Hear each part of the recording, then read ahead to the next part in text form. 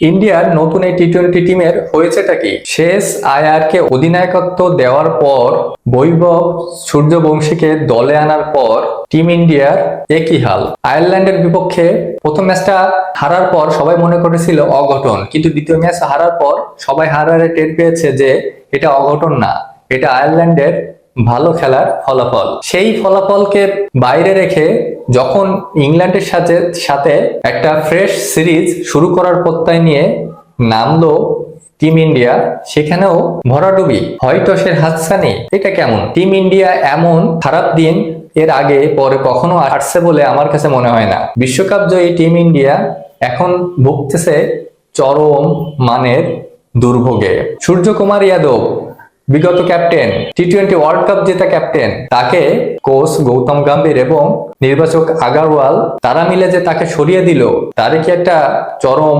অবনতি দেখা যাচ্ছে? দেখুন, গতকাল তৃতীয় টি-20তে ইন্ডিয়া মাত্র 76 রানে অল আউট হয়েছে, যেটা তাদের টি-20 ইতিহাসে সব থেকে লজ্জাজনক একটা হার। সর্বোচ্চ স্কোর ওই 13 রান। যেখানে ইংল্যান্ড 201 রান, 202 টার্গেট, সেখানে ইন্ডিয়া করতে পেরেছে মাত্র সর্বসাকল্যে 76 রান। এই কোন ইন্ডিয়া? এই ইন্ডিয়াকে তো কেউই চেনে না। আইপিএল এ দেখা গেছে যে 260 রান, 250 রান তারা নির্দ্বিধায় চেস করে ফেলতেছে।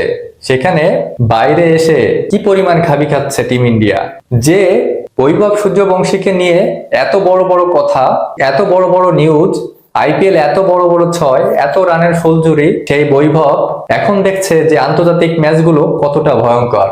সেখানে বলাররা তাকে তার জোনে বল দিবে না, সেখানে বলাররা তাকে এমন জায়গায় বল দিবে যেটা তার আনকমফোর্টেবল জোন, এবং সেখান থেকে উইকেট আদায় করে নেবে। কেউই দাঁড়াইতে পারতেছে না এই টিম ইন্ডিয়ার। এই টিম ইন্ডিয়া খুবই ভয়ঙ্কর ভাবে ফেসে গিয়েছে। অবশ্য এখানে শেষ আয়ারের এখনো পর্যন্ত দোষ দেওয়ার কিছু নেই, তবে শেষ আয়ারকে যেভাবে করে ক্যাপ্টেন করা হয়েছে সেটা টিম ইন্ডিয়াকে ভোগাচ্ছে, সামনে আরো ভোগাবে বলে আমার কাছে অন্তত মনে হয়। এখন টিম ইন্ডিয়া ইংল্যান্ডের সাথে হয়টসের পালা।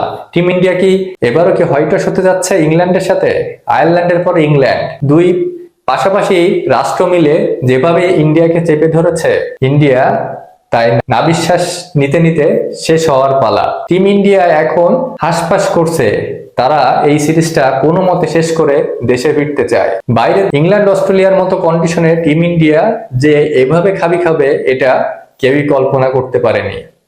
আয়ারল্যান্ডের সাথে সিরিজ হয়টস হওয়ার পর ইংল্যান্ডটাই বার্তা দিচ্ছে যে আইপিএল আর ইন্টারন্যাশনাল সিরিজ কখনোই এক নয়। আপনার কাছে কি মনে হয় অবশ্যই জানাবেন, ভালো লাগলে পাশে থাকবেন। ধন্যবাদ।